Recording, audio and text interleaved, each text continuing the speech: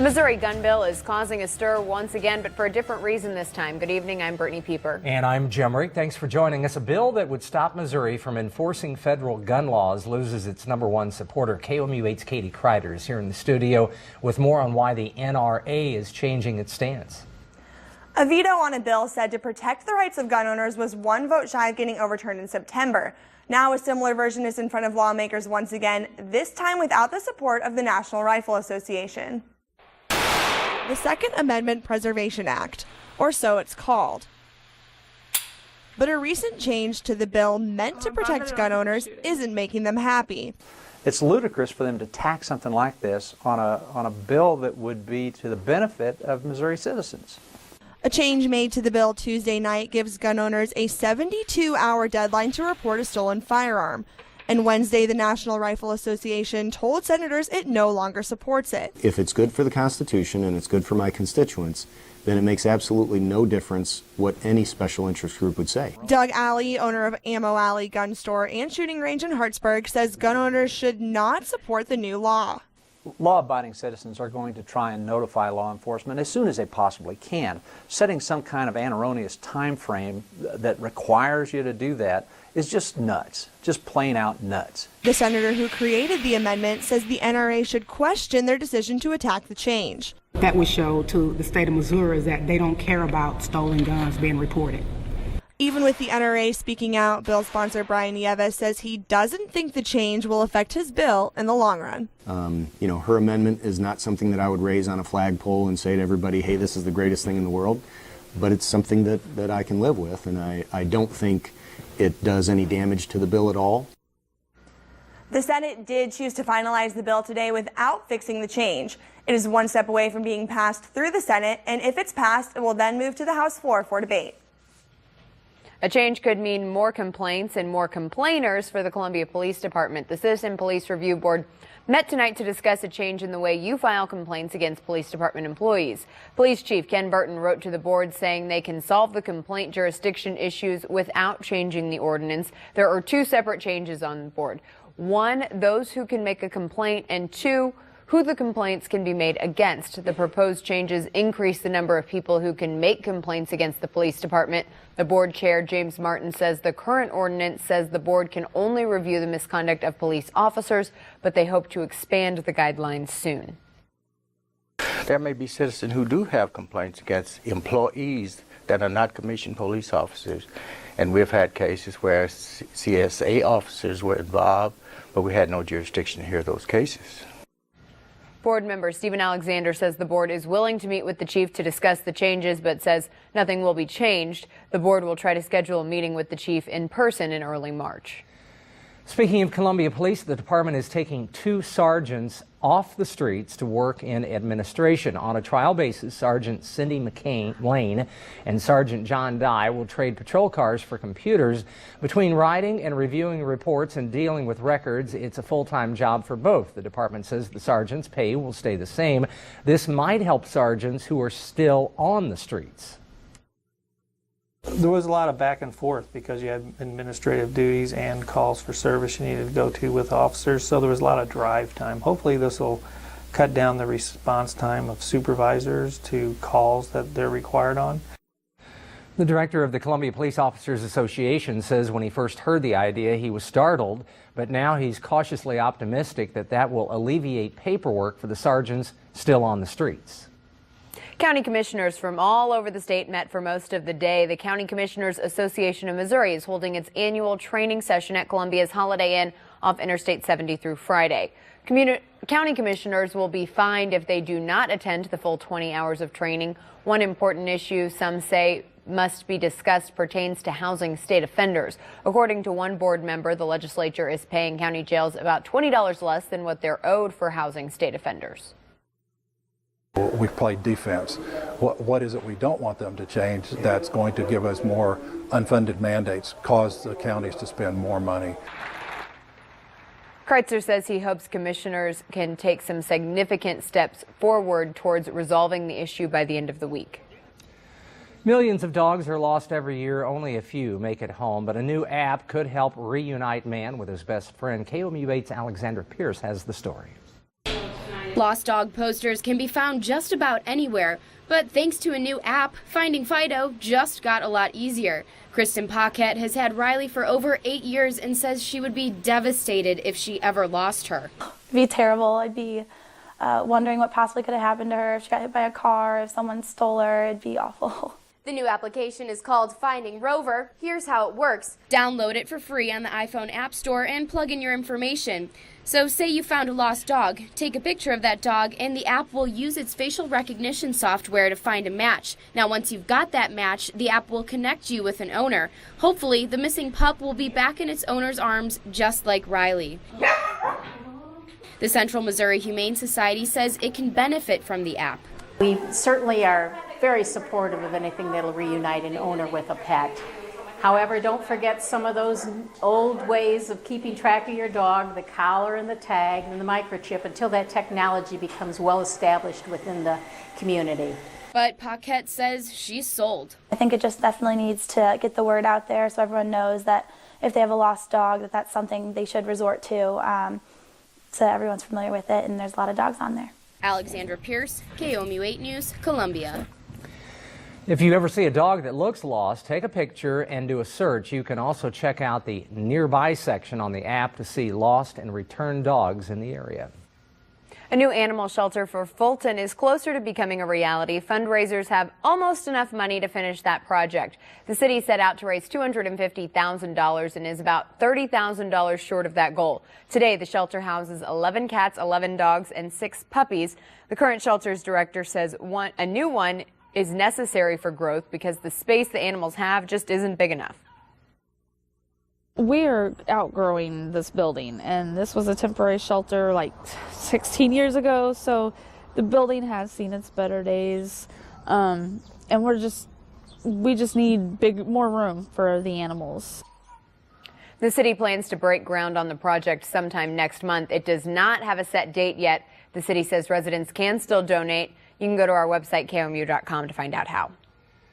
Missouri can no longer randomly inspect the type of fuel in your car. The Department of Revenue used to check over-the-road vehicles to see if they were filled with farm diesel. Normal diesel has a 17-cent tax added. Farm diesel is not taxed. The Revenue Department says it can only inspect a vehicle following a request by law enforcement. The state did away with checking diesel because it's considered an unreasonable search of private property. It was a much milder day today, a nice change from those negative wind chills. Let's send it over to Rosie to see what we can expect for the rest of the week. Thanks, Brittany. It's looking like -1 small hiccup. The rest of your extended forecast is going to be very nice. In fact, we had a warm front starting to edge its way toward mid-Missouri earlier on today, so that's the reason you can see a little bit of a light flurry activity on our satellite and radar composite. But we've just got such dry air that started to filter into that system. It evaporated before a lot of it ever made it here into the center of mid-Missouri. We're expecting maybe some passing cloud cover might start tomorrow morning with just a bit extra cloud cover than we'd like to see by the afternoon hours. Coolest temperatures could be right below the 20-degree mark. But for tomorrow, we do still expect the afternoon to be bright and sunny, and we've got an uptrend in your forecast. The only thing that we have to talk about is your next chance of precipitation, which could be coming on Valentine's Day. Lots to talk about in your extended forecast. I'll give you all the details coming up in just a bit. A jewelry thief is caught outside Madrid. How this arrest could be connected to a string of heists worldwide. Plus, a Columbia man remembers his Olympic honor. That's coming up after weather. Never be surprised.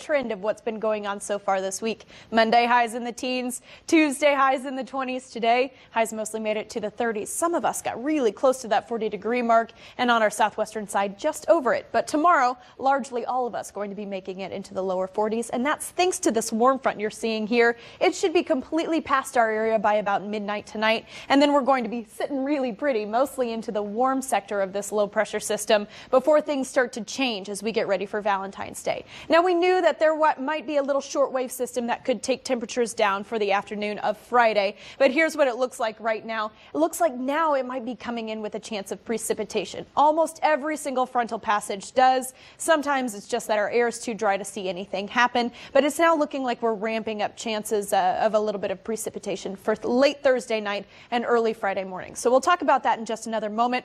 But I want to stay on this graphic for just a second to talk about our past, present, and future. We continue to see these Clipper-like systems, and they're still going to be characterizing our forecast as we head forward. Now, we might see an entire system like this, one quick up ramp and one quick down as we head to Saturday. So that's the potential next round of this exact same sort of system. And then again, with one of these warm fronts coming out of this exact same sort of setup as we head into President's Day, Washington's birthday. But it's looking like we're going to be warm enough by the time we get to Monday that could be coming in as just a chance of pure rain. It's been a while since a chance of precipitation has moved its way into mid-Missouri and come in just as pure rain, not in the freezing form. So let's talk about what's happening late Thursday night and into Friday morning. I think we're going to start to see some increased cloud cover even in our late Thursday afternoon, early evening hours. Then as we head into the early morning hours of Friday, you can see looks like a light, quick band of snow kind of overspreading the area. We do expect it to stay mostly as snow and to be heading out of here by the time we get to Friday, probably about noon. It might speed up just a little bit. We're not calling for any accumulation at this time with it. I think at worst it's probably going to be a light dusting, but it is something that we just have to kind of heed the fact that it is in the forecast. Overnight lows tonight, just want to point this out for a moment. This is warmer than highs that we got to on Monday, so you can really see the way that warm-up's been affecting us today, and certainly in a positive way. Partly cloudy skies expected, some variable cloud cover here across mid-Mo as we get ready for tomorrow. Kind of we're in between a couple of systems. But for Thursday afternoon, I do expect us to see a sunny afternoon, even if we don't start the day with a lot of sunshine. Highs into the lower middle 40s, which actually, believe it or not, is average for this time of year. This is what we were expecting to see for this time in February. That quick clip will come down on Valentine's Day on Friday, taking temperatures for the most part back down into the 30s. But then we're going to be on another upward trend as we head into this next weekend, guys. And I don't want to say the 6 number, but I would say the possibility of getting into those upper 50s is not far from the mark by the time we get to the end of next week. All good things. Can't wait. Can't wait either. Thanks, Rosie. Sure. As we watch the Olympics today, we caught up with a Columbia man who is part of Olympic history himself. In 1999, Larry Mankin arrived in Salt Lake City not only as president and CEO of the Chamber of Commerce, but to carry out a very special Olympic tradition. KOMU8's Elizabeth Kuhlman reports. I was the 81st person, the opening day of the games, to carry the torch. He's 1 in 11,000. I picked the letter up and I looked at it and I said, no, this can't be. I haven't been nominated. Why would anybody give me the opportunity to carry the Olympic torch? An honor that comes with special instructions and an even bigger meaning. There's something special about the 2002 Salt Lake City Olympic torch. The metallic gray part of the torch represents the original Utah, and the shiny part of the torch represents the modern contemporary Utah. When you carried the torch, you were supposed to put your hand over the old and the new. You go out and you hold your torch below the torch of the person in front of you. The flame from their torch will leap from their torch to yours. A delicate task to be completed when the whole world is watching. It was frightening. I just think it would have been horribly embarrassing to be the runner whose flame burned out when you were running the torch. Mankin's involvement in the Olympics was short and personal. That torch can never be lit again, and so it's kind of a nice thing to know that it's something that is only there that I did and something there that's for me. My experience of carrying the torch, when it was over, it was over. It left a lasting impression on him,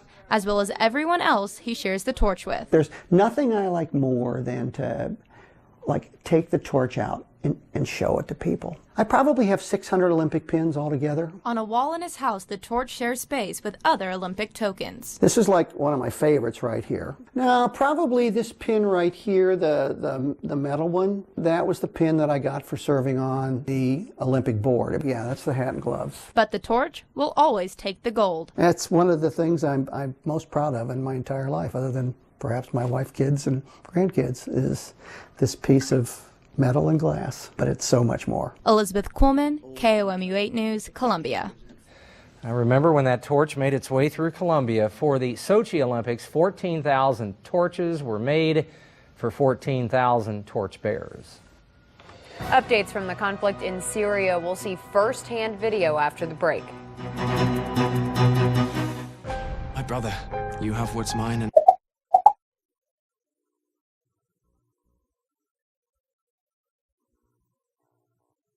The conflict in Syria. And Missouri.com. Video updates from the conflict in Syria. And solving a jewelry heist, KOMU8's Paige Horner has those stories and more in tonight's Worldview. New video posted today shows the latest from the conflict in Syria. The first video shows aid vehicles from the UN trying to reach residents. Another video shows a large group of people evacuating the area, walking between aid vehicles and buses. The Red Crescent said 1,150 people had evacuated the city. The Syrian civil war has killed over 130,000 people and displaced 6 million others. Spanish police captured a Serbian member of the Pink Panther gang that specializes in high-end jewelry robberies. Undercover officers arrested Borko Ilincic in a Madrid suburb. They said he was carrying a Bosnian passport with a false name. The gang has staged about 340 robberies of luxury shops in Europe, the Middle East, Asia, and the U.S. Since 1999, police believe the gang has made off with more than $448 million worth of jewelry. That's your look around the world tonight. One Missouri sports team is looking to travel down south to compete. Right, but the weather might get in the way. That's next in sports.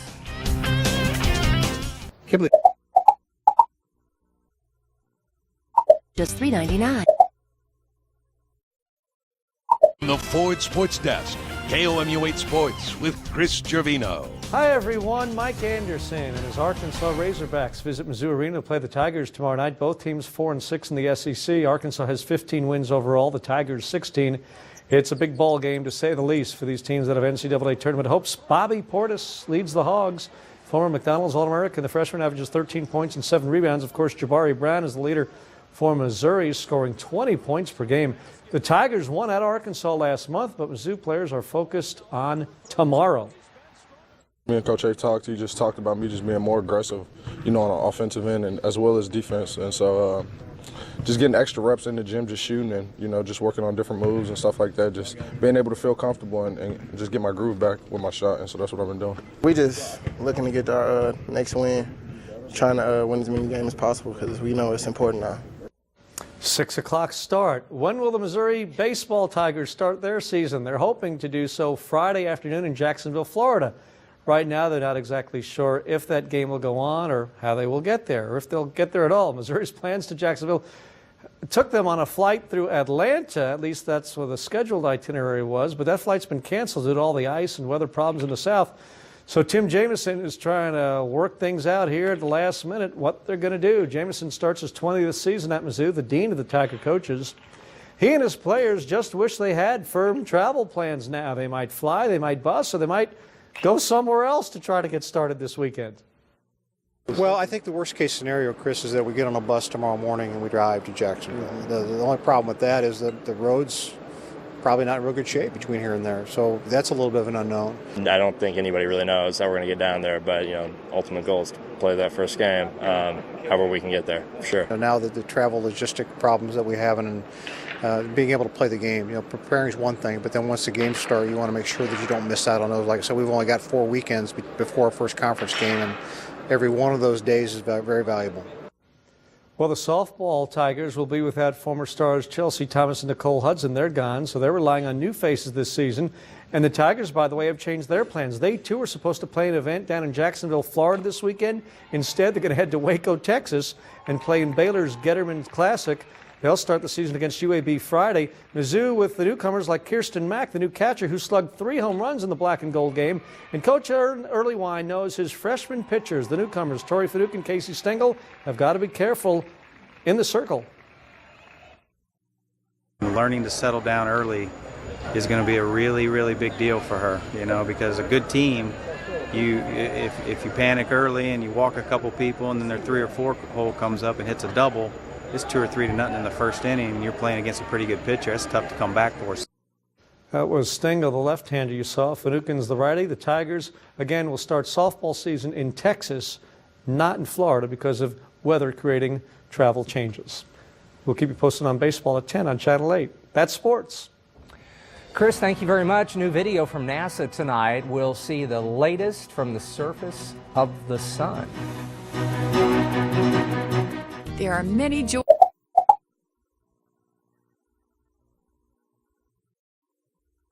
of the sun.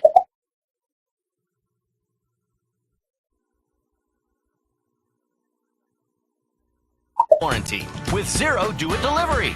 Even get help with your sales tax at the Sign and Drive Tax Event. Go, go. NASA's Solar Dynamics Observatory released new video today. The observatory records the surface of the sun 24/7, and this impressive video shows solar explosions and sunspots. The images are recorded in different wavelengths to detect changes in the sun's temperature. This means scientists can see different structures and shapes on the sun's surface. Pretty cool. That is pretty cool. Let's take one more look as to what's going on with your weather. Looks like sunshine going to help us out tomorrow, but for tonight, a few passing clouds. Looks like overnight lows, we're going to get to that 20-degree mark, if not just below that. It's interesting when you consider the fact that we were hoping for 20 degrees for a high as we worked our way into Tuesday, because we only made it into the teens on Monday. Guys, moving forward, looks like temperatures are going to be much better. Of the next 8 days in total, only one is going to have temperatures back down into the 30s. That's a thumbs up from Chris Gervino. 2 of them, in fact. Double. Heart of Missouri Chevy dealers are proud to announce our commitment to ensure customer satisfaction, service, and support. It's called Chevrolet Complete Care.